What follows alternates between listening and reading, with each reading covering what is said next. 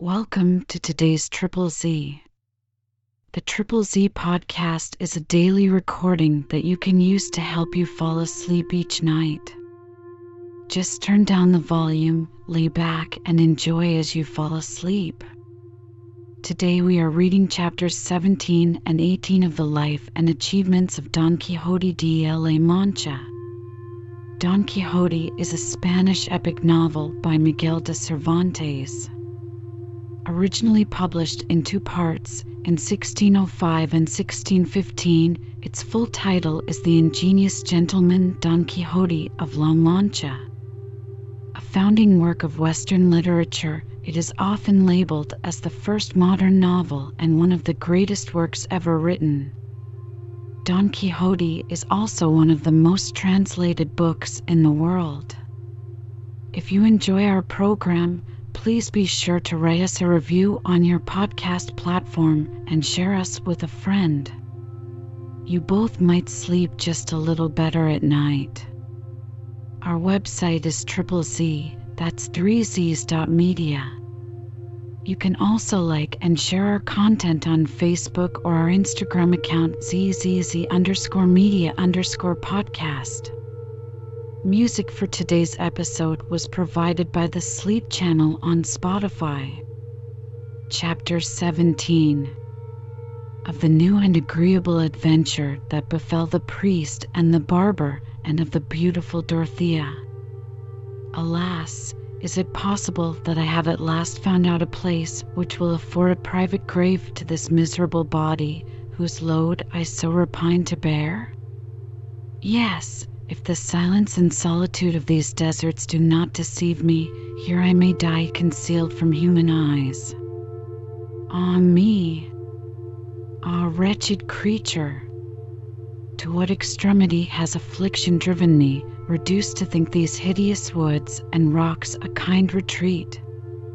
It is true, indeed, I may here freely complain to heaven, and beg for that relief which I might ask in vain of false mankind, for it is vain, I find, to seek below either counsel, ease, or remedy. The curate and his company, hearing all this distinctly, and conceiving they must be near the person who thus expressed his grief, rose to find him out. They had not gone above 20 paces before they spied a youth in a country habit, sitting at the foot of a rock behind an ash tree, but they could not well see his face, being bowed almost upon his knees, as he sat washing his feet in a rivulet that glided by. They approached him so softly that he did not perceive them, and as he was gently paddling in the clear water, they had time to discern that his legs were as white as alabaster, and so taper, so curiously proportioned, and so fine, that nothing of the kind could appear more beautiful. Our observers were amazed at this discovery, rightly imagining that such tender feet were not used to trudge in rugged ways, or measure the steps of oxen at the plough, the common employments of people in such apparel, and therefore the curate, who went before the rest, whose curiosity was heightened by this sight, beckoned to them to step aside, and hide themselves behind some of the little rocks that were by, which they did, and from thence making a stricter observation, they found he had on a grey double-skirted jerkin, girt tight about his body with a linen towel. He wore also a pair of breeches and gamashes of grey cloth, and a grey huntsman's cap on his head. His gamashes were now pulled up to the middle of his leg, which really seemed to be of snowy alabaster. Having made an end of washing his beauteous feet, he immediately wiped them with a handkerchief, which he pulled out from under his cap, and with that looking up, he discovered so charming a face, so accomplished a beauty, that Cardenio could not forbear saying to the curate that since this was not Lucinda, it was certainly no human form, but an angel. And then the youth, taking off his cap, and shaking his head, an incredible quantity of lovely hair flowed down upon his shoulders, and not only covered them, but almost all his body, by which they were now convinced that what they at first took to be a country lad was a young woman, and one of the most beautiful creatures in the world. Cardenio was not less surprised than the other two, and once more declared that no face could vie with hers but Lucinda's. To part her disheveled tresses she only used her slender fingers, and at the same time discovered so fine a pair of arms and hands so white and lovely that our three admiring gazers grew more impatient to know who she was and moved forward to accost her. At the noise they made, the pretty creature started, and peeping through her hair, which she hastily removed from before her eyes with both her hands, she no sooner saw three men coming towards her, but in a mighty fright she snatched up a little bundle that lay by her, and fled as fast as she could, without so much as staying to put on her shoes or do up her hair. But, alas, scarce had she gone 6 steps, when, her tender feet not being able to endure the rough encounter of the stones, the poor affrighted fair fell on the hard ground, so that those from whom she fled hastened to help her. "Stay, madam," cried the curate, "whoever you be, you have no reason to fly. We have no other design but to do you service." With that, approaching her, he took her by the hand, and perceiving she was so disordered with fear and confusion that she could not answer a word, he strove to compose her mind with kind expressions. "Be not afraid, madam," continued he, "though your hair has betrayed what your disguise concealed from us. We are but the more disposed to assist you, and do you all manner of service." "Then pray tell us how we may best do it." "I imagine it was no slight occasion that made you obscure your singular beauty under so unworthy a disguise, and venture into this desert, where it was the greatest chance in the world that ever you met with us. However, we hope it is not impossible to find a remedy for your misfortunes, since there are none which reason and time will not at last surmount, and therefore, madam, if you have not absolutely renounced all human comfort, I beseech you to tell us the cause of your affliction, and assure yourself we do not ask this out of mere curiosity, but from a real desire to serve you and assuage your grief." While the curate endeavored thus to remove the trembling fair one's apprehension, she stood amazed, without speaking a word, looking sometimes at one, sometimes at another, like one scarce well awake, or like an ignorant clown who happens to see some strange sight. But at last, the curate having given her time to recollect herself, and persisting in his earnest and civil entreaties, she sighed deeply, and then unclosing her lips, broke silence in the following manner: "Since this desert has not been able to conceal me, it would be needless now for me to dissemble with you, and since you desire to hear the story of my misfortunes, I cannot in civility deny you, after all the obliging offers you have been pleased to make me. But yet, gentlemen, I am much afraid what I have to say will but make you sad, and afford you little satisfaction, for you will find my disasters are not to be remedied. There is one thing that troubles me yet more. It shocks my nature to think I must be forced to reveal to you some secrets which I had a design to have buried in my grave, but yet, considering the garb and the place you have found me in, I fancy it will be better for me to tell you all than to give occasion to doubt of my past conduct and my present designs by an affected reservedness." The disguised lady having made this answer with a modest blush and extraordinary discretion, the curate and his company, who now admired her the more for her sense, renewed their kind offers and pressing solicitations, and then they courteously let her retire a moment to some distance to put herself in decent order. Which done, she returned, and, being all seated on the grass, after she had used no small effort to restrain her tears, she thus began her story. "I was born in a certain town of Andalusia, from which a duke takes his title that makes him a grandee of Spain. This duke had 2 sons, the eldest heir to his estate, and, as it may be presumed, of his virtues, the youngest heir to nothing I know of but treachery and deceitfulness. My father, who is one of his vassals, is but of low degree, but so very rich, that had fortune equalled his birth to his estate, he could have wanted nothing more, and I, perhaps, had never been so miserable, for I verily believe my not being of noble blood is the chief occasion of my distress. True it is, my parents are not so meanly born as to have any cause to be ashamed, nor so high as to alter the opinion I have that my misfortune proceeds from their lowness. It is true, they have been farmers from father to son, yet without any scandal or stain. They are honest old-fashioned Christian Spaniards, and the antiquity of their family, together with their large possessions, raises them much above their profession, and has by little and little almost universally gained them the name of gentlemen, setting them, in a manner, equal to many such in the world's esteem. As I am their only child, they loved me with the utmost tenderness, and their great affection made them esteem themselves happier in their daughter than in the peaceable enjoyment of their large estate. Now, as it was my good fortune to be possessed of their love, they were pleased to trust me with their substance.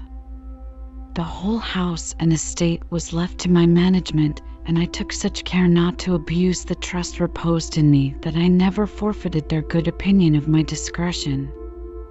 The time I had to spare from the care of the family I employed in the usual exercises of young women, sometimes making bone lace, or at my needle, and now and then reading some good book, or playing on the harp, having experienced that music was very proper to recreate the wearied mind. While I thus lived the life of a recluse, unseen, as I thought, by anybody but our own family, and never leaving the house but to go to church, which was commonly betimes in the morning, and always with my mother, and so close hid in a veil that I could scarce find my way, notwithstanding all the care that was taken to keep me from being seen. It was unhappily rumored abroad that I was handsome, and to my eternal disquiet, love intruded into my peaceful retirement. Don Fernando, second son to the Duke I have mentioned, had a sight of me. Scarce had Cardenio heard Don Fernando named, but he changed color, and betrayed such a disorder of body and mind that the curate and the barber were afraid he would have fallen into one of those frantic fits that often used to take him, but, by good fortune, it did not come to that, and he only set himself to look steadfastly on the country maid, presently guessing who she was, while she continued her story, without taking any notice of the alteration of his countenance.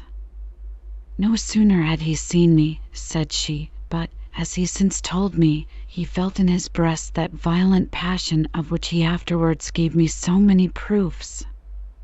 He purchased the goodwill of all our servants with private gifts, made my father 1,000 kind offers of service. Every day seemed a day of rejoicing in our neighborhood, every evening ushered in some serenade, and the continual music was even a disturbance in the night. He got an infinite number of love letters transmitted to me, I do not know by what means, every one full of tender expressions, promises, and vows. But all this assiduous courtship was so far from inclining my heart to a kind return, that it rather moved my indignation, insomuch that I looked upon Don Fernando as my greatest enemy, not but that I was well enough pleased with his gallantry, and took a secret delight in seeing myself courted by a person of his quality. Such demonstrations of love are never altogether displeasing to women, and the most disdainful, in spite of all their coyness, reserve a little complaisance in their hearts for their admirers. But the inequality between us was too great to suffer me to entertain any reasonable hopes, and his gallantry too singular not to offend me. My father, who soon put the right construction upon Don Fernando's pretensions, like a kind parent, perceiving I was somewhat uneasy, and imagining the flattering prospect of so advantageous a match might still amuse me, told me that if I would marry, to rid me at once of his unjust pursuit, I should have liberty to make my own choice of a suitable match either in our own town or the neighborhood, and that he would do for me whatever could be expected from a loving father. I humbly thanked him for his kindness, and told him that as I had never yet had any thoughts of marriage, I would try to rid myself of Don Fernando some other way. Accordingly, I resolved to shun him with so much precaution that he should never have the opportunity to speak to me, but all my reserve, far from tiring out his passion, strengthened it the more. In short, Don Fernando, either hearing or suspecting I was to be married, thought of a contrivance to cross a design that was likely to cut off all his hopes. One night, therefore, when I was in my chamber, nobody with me but my maid, and the door double locked and bolted, that I might be secured against the attempts of Don Fernando, whom I took to be a man who would scruple at nothing to accomplish his ends, unexpectedly I saw him just before me, which amazing sight so surprised me that I was struck dumb and fainted away with fear. I had not power to call for help, nor do I believe he would have given me time to have done it, had I attempted it, for he presently ran to me, and taking me in his arms, while I was sinking with affright, he spoke to me in such endearing terms, and with so much address and pretended tenderness and sincerity, that I did not dare to cry out when I came to myself. His sighs, and yet more his tears, seemed to me undeniable proofs of his vowed integrity, and I being but young, bred up in perpetual retirement from all society but my virtuous parents, and inexperienced in those affairs in which even the most knowing are apt to be mistaken, my reluctancy abated by degrees, and I began to have some sense of compassion. However, when I was pretty well recovered from my first fright, my former resolution returned, and then, with more courage than I thought I should have had, "My lord," said I, "if at the same time that you offer me your love, and give me such strange demonstrations of it, you would also offer me poison and leave me to take my choice, I would soon resolve which to accept, and convince you by my death that my honor is dearer to me than my life. To be plain, I can have no good opinion of a presumption that endangers my reputation, and unless you leave me this moment, I will so effectually make you know how much you are mistaken in me, that if you have but the least sense of honor left, you will regret driving me to that extremity as long as you live. I was born your vassal, but not your slave, nor does the greatness of your birth privilege you to injure your inferiors, or exact from me more than the duties which all vassals pay. That accepted, I do not esteem myself less in my low degree than you have reason to value yourself in your high rank. Do not, then, think to awe or dazzle me with your grandeur, or fright or force me into a base compliance. I am not to be tempted with titles, pomp, and equipage, nor weak enough to be moved with vain sighs and false tears. In short, my will is wholly at my Father's disposal, and I will not entertain any man as a lover but by his appointment." "What do you mean, charming Dorothea?" cried the perfidious lord. "Cannot I be yours by the sacred title of husband? Who can hinder me, if you will but consent to bless me on those terms? I am yours this moment, beautiful Dorothea. I give you here my hand to be yours, and yours alone, forever, and let all seeing heaven, and this holy image here on your oratory, witness the solemn truth." In short, urged by his solicitations, I became his wife, but not long afterwards he left me, I knew not whither.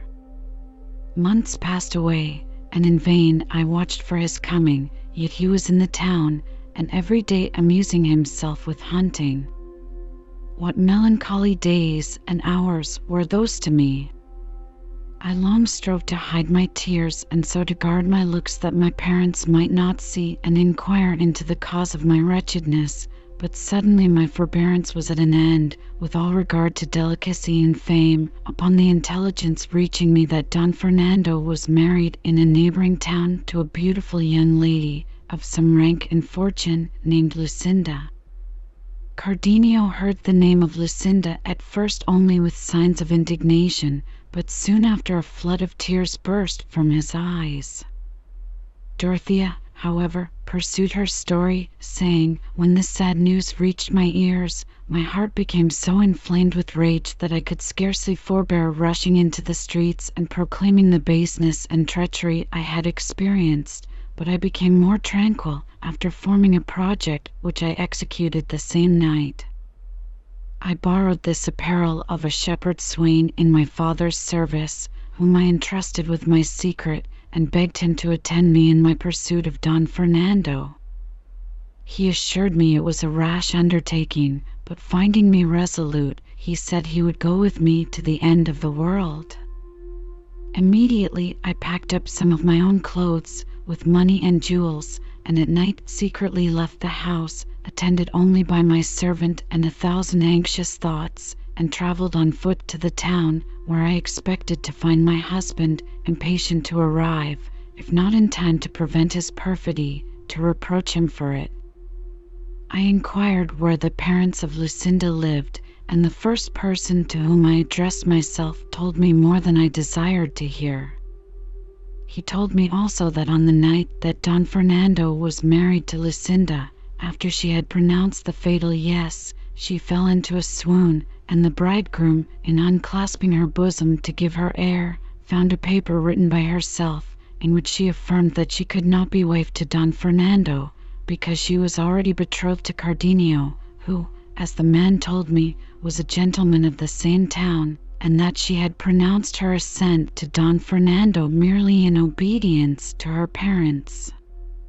The paper also revealed her intention to kill herself as soon as the ceremony was over, which was confirmed by a poniard they found concealed upon her.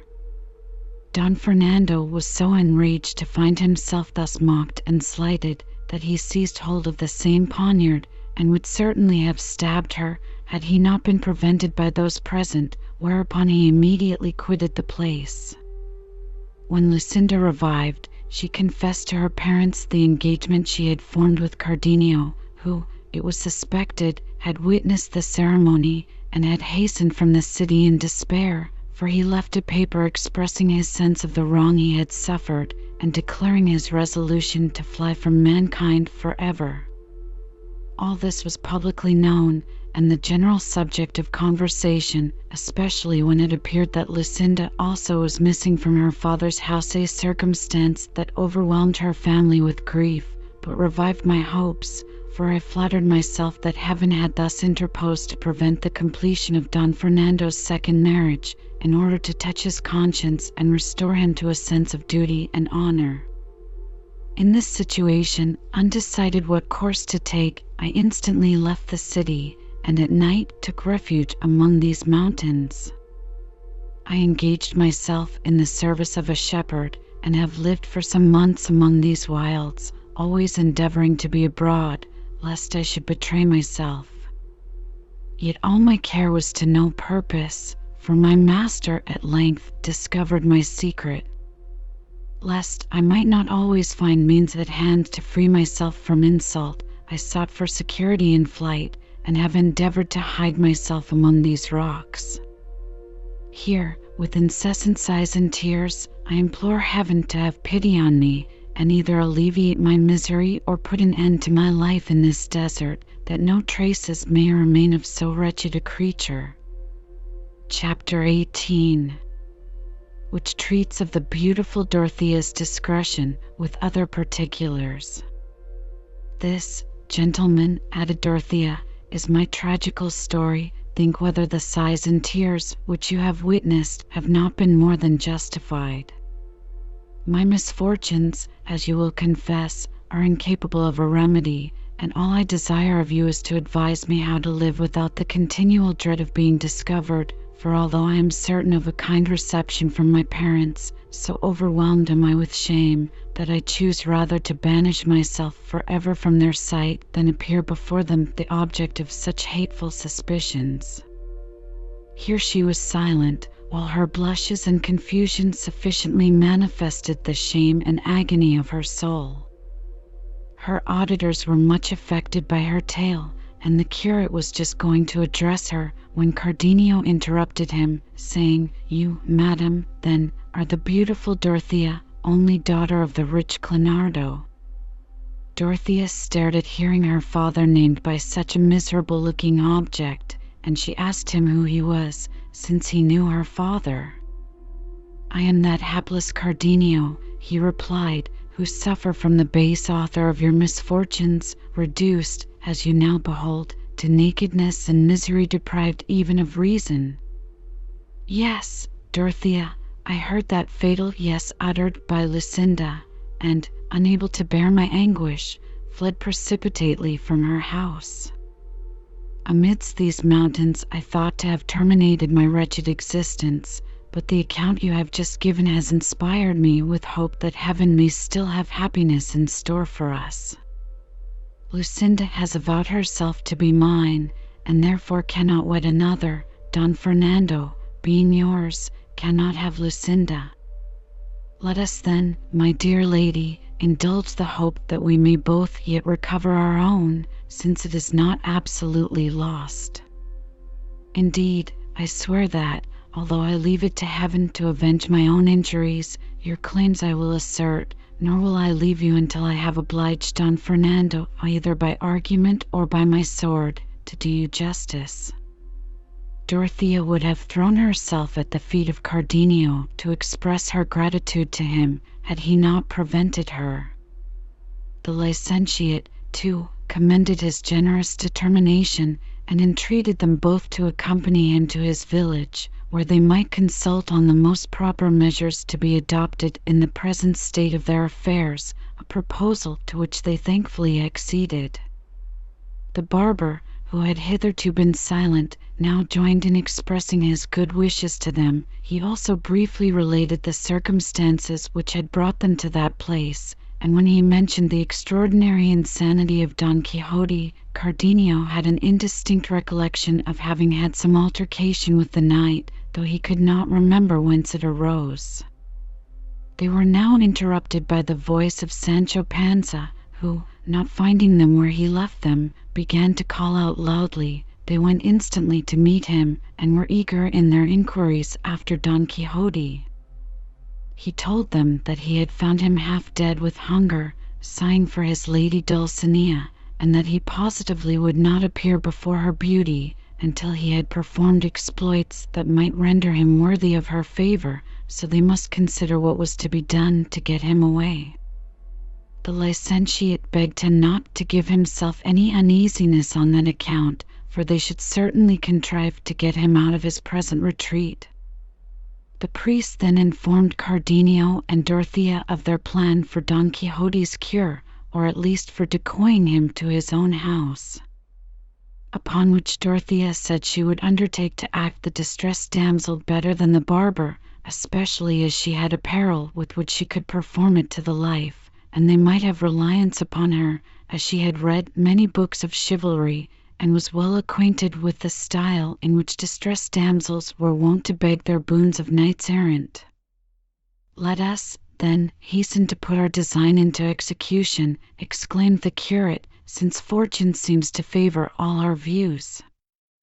Dorothea immediately took from her bundle a petticoat of very rich stuff, and a mantle of fine green silk, and, out of a casket, a necklace and other jewels, with which she quickly adorned herself in such a manner that she had all the appearance of a rich and noble lady.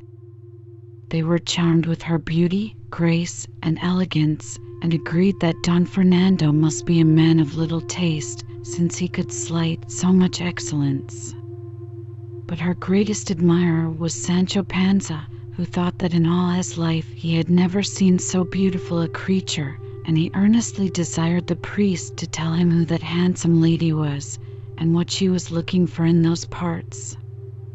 "This beautiful lady, friend Sancho," answered the priest, "is, to say the least of her, heiress in the direct male line of the great kingdom of Micomicon, and she comes in quest of your master, to beg a boon of him, which is to redress a wrong or injury done her by a wicked giant, for it is the fame of your master's prowess, which is spread over all Guinea, that has brought this princess to seek him."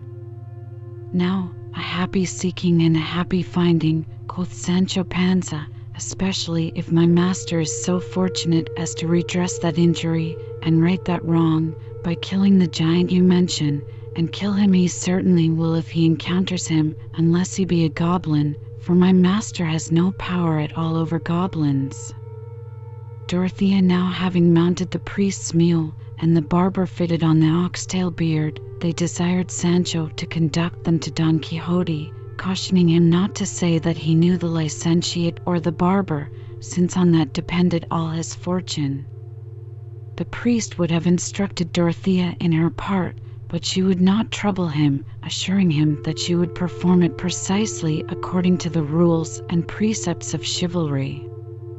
Having proceeded about 3/4 of a league, they discovered Don Quixote in a wild, rocky recess, at that time not armed. Dorothea now whipped on her palfrey, attended by the well-bearded squire, and having approached the knight, her squire leaped from his mule to assist his lady, who, lightly dismounting, went and threw herself at Don Quixote's feet, where, in spite of his efforts to raise her, she remained kneeling, as she thus addressed him.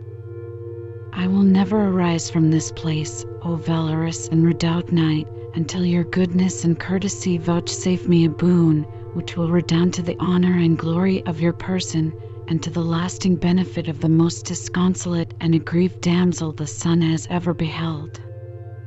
And if the valor of your puissant arm correspond with the report of your immortal fame, you are bound to protect an unhappy wight, who, attracted by the odor of your renown, is come from distant regions to seek at your hands a remedy for her misfortunes." "It is impossible for me to answer you, fair lady," said Don Quixote, "while you remain in that posture."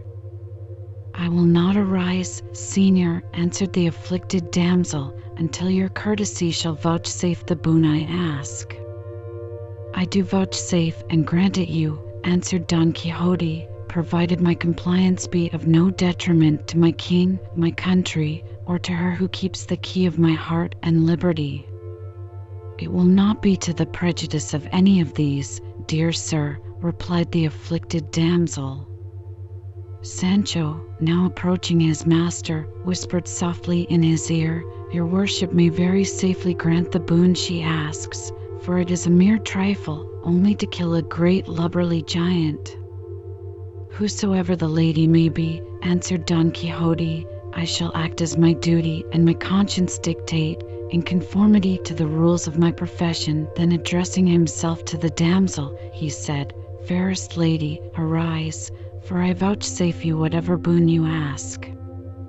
"My request, then, is," said the damsel, "that your magnanimity will go whither I shall conduct you, and that you will promise not to engage in any other adventure until you have avenged me on a traitor who, against all right, human and divine, has usurped my kingdom."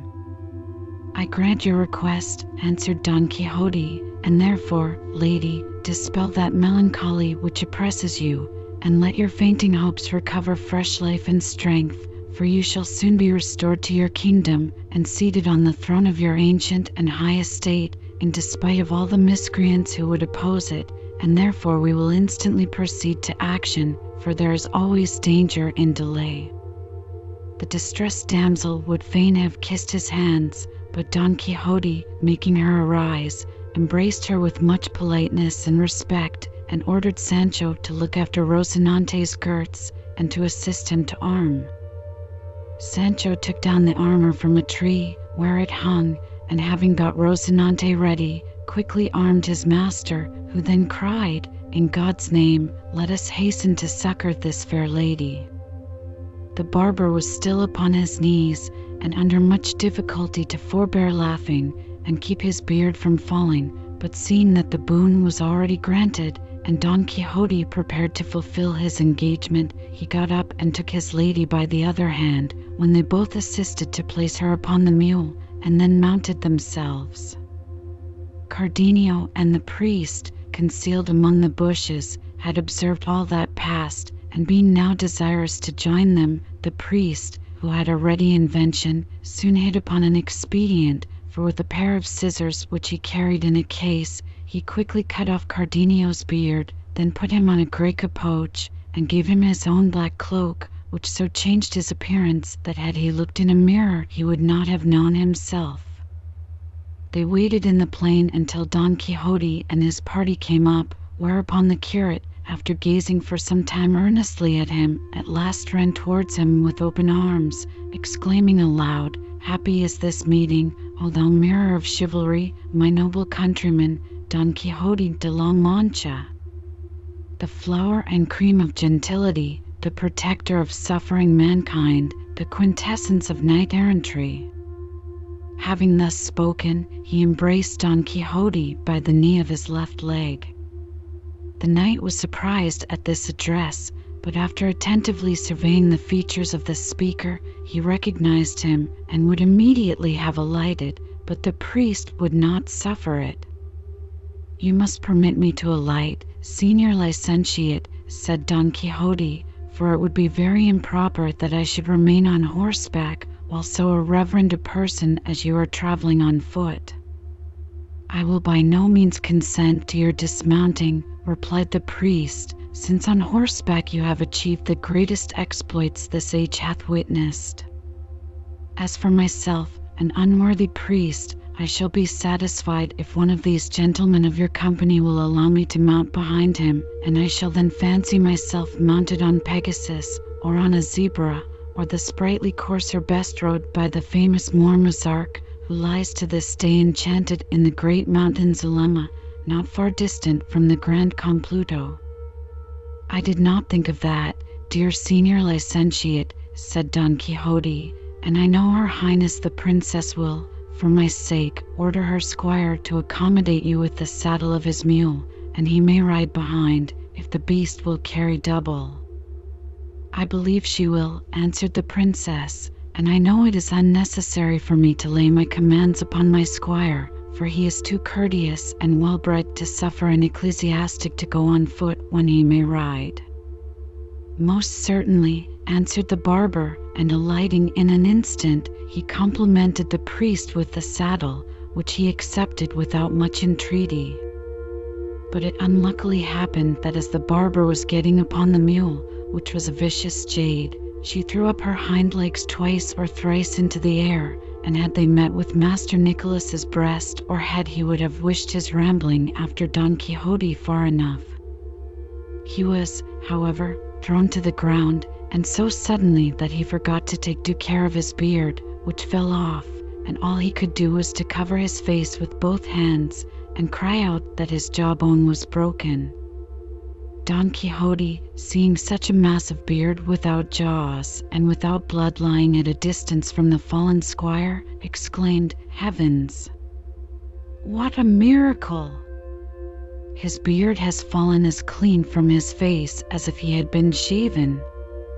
The priest, seeing the danger of discovery, instantly seized the beard and ran to Master Nicholas, who was still on the ground moaning, and going up close to him, with one twitch replaced it, muttering over him some words, which he said were a specific charm for fixing on beards, as they should soon see, and when it was adjusted, the squire remained as well bearded and as whole as before. Don Quixote was amazed at what he saw, and begged the priest to teach him that charm, for he was of opinion that its virtue could not be confined to the refixing of beards, and since it wrought a perfect cure, it must be valuable upon other occasions. The priest said that his surmise was just, and promised to take the first opportunity of teaching him the art. Don Quixote, the princess, and the priest, being thus mounted, attended by Cardenio, the barber, and Sancho Panza on foot, Don Quixote said to the damsel, "Your Highness will now be pleased to lead on, in whatever direction you please." Before she could reply, the licentiate interposing said, "Whither would your ladyship go?" "To the kingdom of Micomicon, I presume, or I am much mistaken." She, being aware that she was to answer in the affirmative, said, "Yes, Señor, that kingdom is indeed the place of my destination." "If so," said the priest, "we must pass through my native village, and thence you must go straight to Carthagena, where you may embark, and if you have a fair wind, a smooth sea, and no storms, in somewhat less than 9 years you will get within view of the great Lake Meotis, which is not more than 100 days' journey from your Highness's territories." "You are mistaken, good sir," said she, "for it is not 2 years since I left it, and although I had very bad weather during the whole passage, here I am, and I have beheld what so ardently I desired to see Señor Don Quixote de la Mancha, the fame of whose valor reached my ears the moment I set foot in Spain, and determined me upon seeking him, that I might appeal to his courtesy and commit the justice of my cause to the valor of his invincible arm. Cease, I pray, these encomiums, said Don Quixote, for I am an enemy to every species of flattery, and even if this be not such, still are my chaste ears offended at this kind of discourse. All I can say, dear madam, is, that my powers, such as they are, shall be employed in your service, even at the forfeit of my life. But waiving these matters for the present, I beg the senior licentiate to tell me what has brought him into these parts alone, unattended, and so lightly apparelled. I can soon satisfy your worship, answered the priest. Our friend, Master Nicholas, and I were going to Seville to receive a legacy left me by a relation in India, and no inconsiderable sum, being 60,000 crowns, and on our road, yesterday, we were attacked by 4 highway robbers, who stripped us of all we had, to our very beards, and in such a manner that the barber thought it expedient to put on a false one. As for this youth here, pointing to Cardenio, you see how they have treated him. It is publicly reported here that those who robbed us were galley slaves, set at liberty near this very place by a man so valiant that in spite of the commissary and his guards he released them all. But he must certainly have been out of his senses, or as great a rogue as any of them, since he could let loose wolves among sheep, foxes among poultry, and wasps among the honey, for he has defrauded justice of her due, and has set himself up against his king and natural lord by acting against his